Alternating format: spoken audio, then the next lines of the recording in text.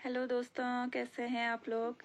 तो देखिए नैनीताल की झील में सुंदर सुंदर सी मछलियाँ कैसे बिल्कुल तैर रही हैं और यहाँ पे कितनी सारी बोट्स हैं। देखिए सुंदर सुंदर सा मौसम हुआ है, बिल्कुल धूप आई हुई है और चारों तरफ हरे भरे पेड़। तो नैनीताल जो है ना बिल्कुल प्राकृतिक सौंदर्य से भरपूर जगह है और यहाँ पे इतना सुकून और इतनी शांति मिलती है ना।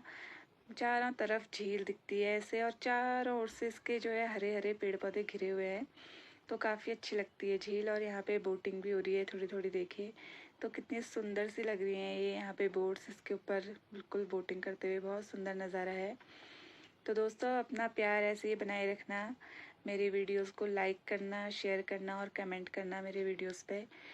तो दोस्तों आपको नैनीताल शहर कैसा लगता है बताइएगा। ठीक है दोस्तों, मिलेंगे नेक्स्ट वीडियो में। Okay bye bye, take care.